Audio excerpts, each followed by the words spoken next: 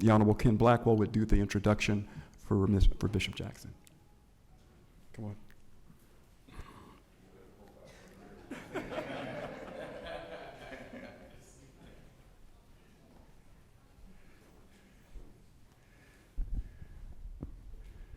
Thank you, Lonnie.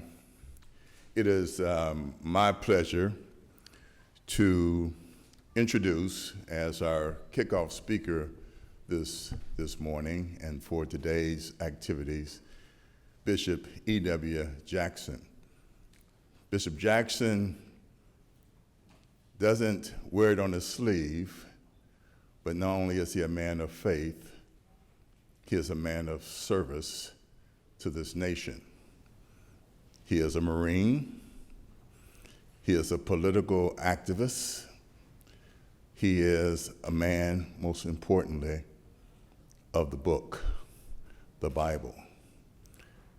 My grandmother, when she was helping my mom and dad raise me and my brother, when she sent me off to college, Bishop, she told me there were 3 books that I better be familiar with, not in order of importance, but she said first, it's your date book.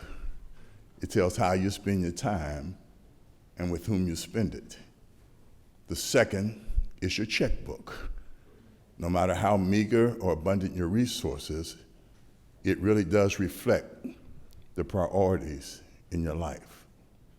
And she said the most important book is the good book, the Bible. It will, in fact, put you on the path of conviction as opposed to the path of convenience. Bishop E.W. Jackson is a man principally of the good book, the Bible. He has never chosen the path of convenience. He always chooses the path of conviction. He is a person who puts his money where his mouth is. So he manages his checkbook well. And his presence today and his work with the Family Research Council and his own organization, STAND, gives testimony to how he spends his time and with whom he spends it. We're glad that you're spending time with us today and that you're going to put us on the path of conservative biblical conviction. Bishop E.W. Jackson.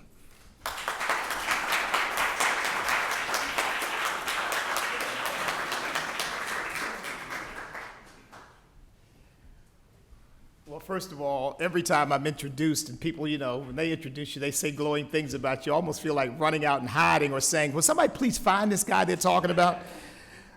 When you're introduced by a former mayor, a former secretary of state for the state of Ohio, a former ambassador, maybe I've arrived. Maybe something good is happening.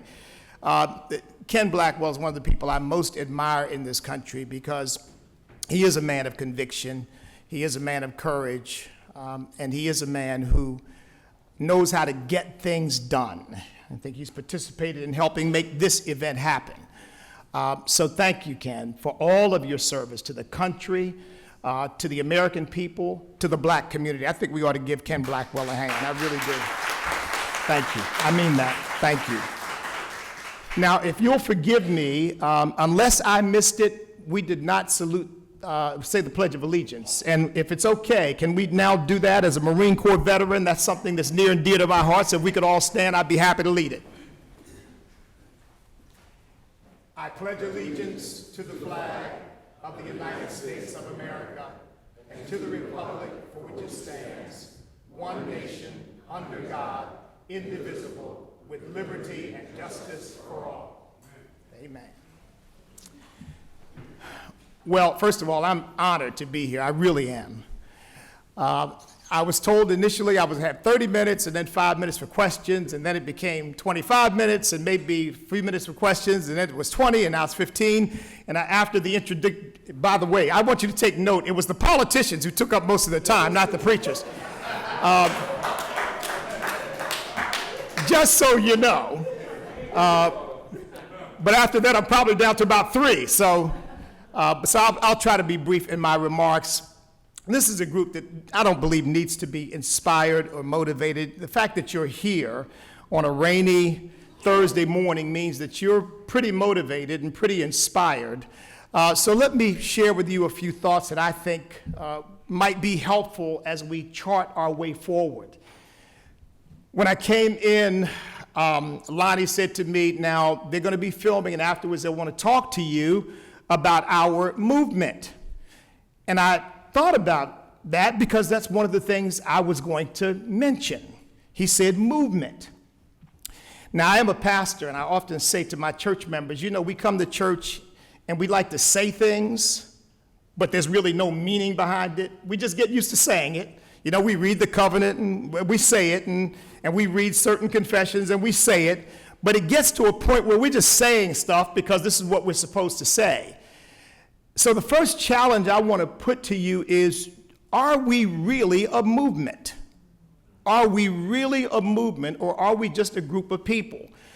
I think it's very important that we see ourselves as a movement, but that we also spell out, what does that mean? What does it mean to be a movement as opposed to just a group of people getting together because we care about some common ideas and share some common principles? I think it's critical that we as black conservatives in particular understand that being a movement does have certain implications. And that's the way I think of us. Now, a movement has a lot of moving parts. Everybody doesn't do the same thing. One of the things about a movement is that you've got to respect the fact that we don't all have the same gifts. We don't all have the same calling. We're not all going to do the same things. Not everybody's going to run for public office. Not everybody's going to run a nonprofit. Not everybody's going to run a business. Different people in a movement are doing different things to advance the movement. But it seems to me that the most important thing about a movement is that it has a message that it communicates clearly. Do we have that? Do we have a message that we are communicating clearly? You know, I think in the Bible, I see 2 kinds of prophetic leaders. One I call prophets, who tend to be recognized more in their death, and one I call promoters, who tend to get things done. Now, John the Baptist was definitely prophetic. Of course, he got his head cut off, but he was definitely prophetic. He told Herod just point blank, what you're doing is sin. You've got no business having your brother's wife. And of course, he got her quite upset, and at the opportune moment, she ended his life. Now, we know there are spiritual reasons behind what happened there, but contrast that to Nathan, who was also a prophet. Nathan had to also get a king squared away. The king happened to be a friend named David. But Nathan took an entirely different approach. Nathan went in and told David about a terrible injustice that had happened, and gave him a story about a rich man who took a poor man's one little ewe lamb. So this rich man had everything, and this poor man had virtually nothing except this one little lamb. And this rich man comes along and takes the one little lamb he has. He says, so David, what should be done to that man? And he said, that man should die. Find me that man. And he said, David, you're the man. Now, what he brought about was change, because David repented. What I'm saying is, in a movement, some of us are called to merely be prophets. Some of us are called to be promoters, people who actually try to move the ball forward. Now, why am I saying that? Because in the black community, I think it is particularly important to distinguish which one you're called to. Because as we know, being a prophet about these issues and values in the black community will get your head cut off. Some of you probably have some scars around your neck right now to prove it. I certainly do. Because many in the black community view us as traitors, as people who don't understand the plight of black folks, as people who are placating, accommodating, giving to white people what they want to hear. You know, I always listen to that and think to myself, why is it that when you speak against the level of abortions that are happening in the black community, you are telling white people what they want to hear. But when you go along with what Planned Parenthood wants to do, which was founded by a white woman who particularly wanted to stop the birth of black babies, you are somehow authentically black. I don't quite understand how that works. But nevertheless, that's the burden that we face.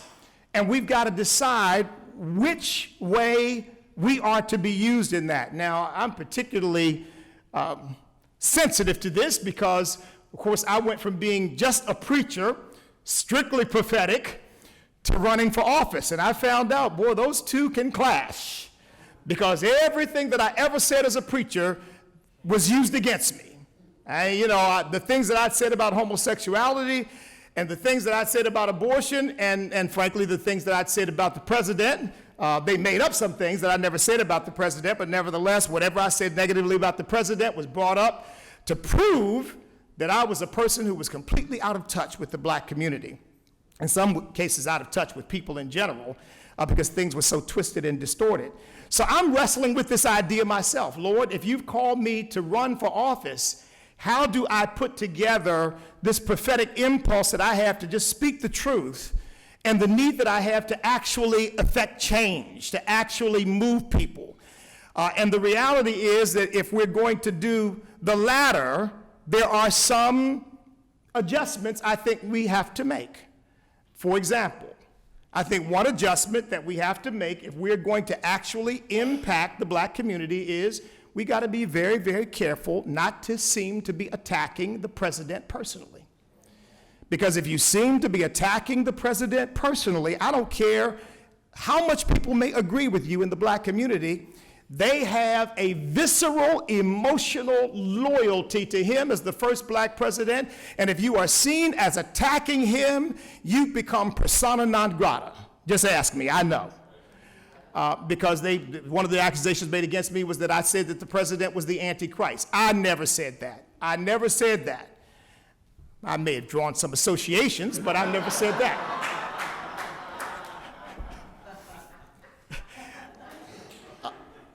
I am learning. I am learning because I've been in audiences where people completely agree with me on the issues. I was talking to two young ladies. They had heard me speak, and they said, we want to have you come to our church. We want to have you talk to our people. And the conversation progressed, and I said, yeah, because one of the things we got to come to grips with is that the president spiritually has been a disaster for our community. And it was almost as if I could see an invisible wall immediately go up. I mean, with people who agreed with me fundamentally, and they didn't turn and attack me, but you could just see the block go up, like they didn't want to go there. No matter what he says or does or what he stands for, he is inoculated from that because he is the first black president of the United States. And we just got to deal with that. I would say we also need to be aware of the fact that when we are speaking, we have got to always be speaking in a way that demonstrates a real concern for the black community. Give me time. When you say 5, I'll interpret that myself.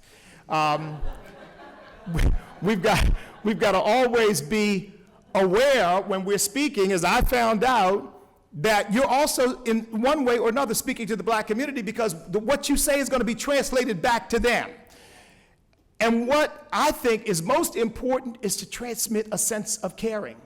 Because, if you're prophetic, then you just hit people between the eyes and, they just deal with it. But if you are trying to promote a message and advance a cause, then you want people to know that you are genuinely concerned about them. That you're not interested in trying to beat people over the head or criticize people, that you're actually interested in them. You know that old saying, people don't care how much you know until they know how much you care? And I think one of the accusations often made against us is we don't care about the black community.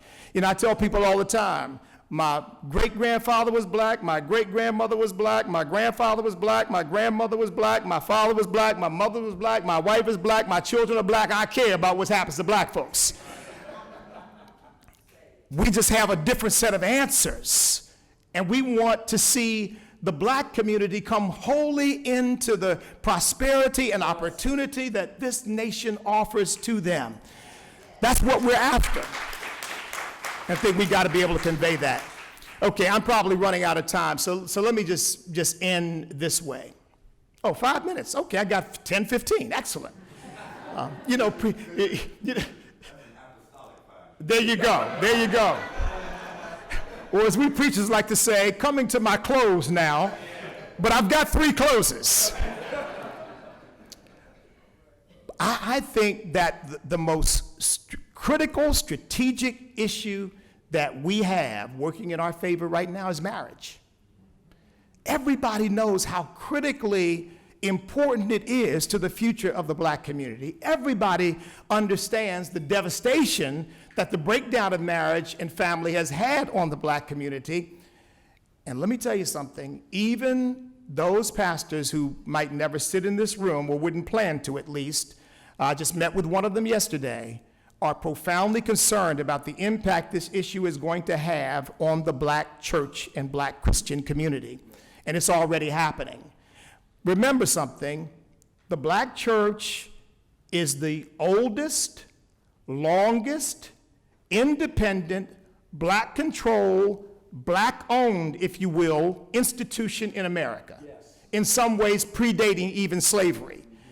And it is under vicious attack. I had a preacher tell me yesterday that one of the people who has control over the city's granting of permits, who happens to be homosexual, tried to block his ability to expand their church, something I've been predicting for a while now, tried to block his church's ability to expand, never brought this issue up, but he knew that that was what was behind it, because he'd never heard a word out of this person before. And then suddenly, because this guy participated in a press conference denouncing our attorney general, who said, if you don't believe in same-sex marriage, you're on the wrong side of history. It got him involved and got other ministers involved who had never been involved before.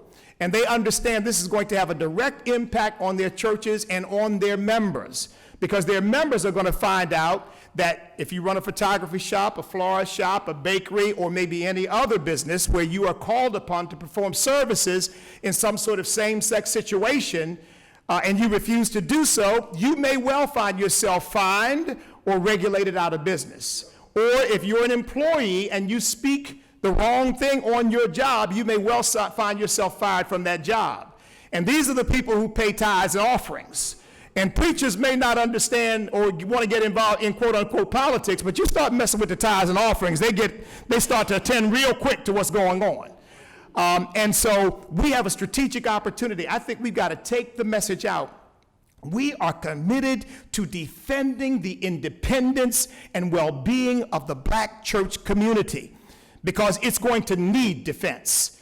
And we're going to need to wake people up and have them step up to the plate and realize that you cannot allow the single most important institution in the black community to be destroyed or compromised or controlled, in effect, by government. I'm sure you all are aware that the IRS has this agreement with the Foundation for Freedom from Religion to scrutinize churches more closely, because they've complained that churches are getting too involved in politics. Obviously, they're not talking about the churches that have Jesse Jackson and Al Sharpton come and speak.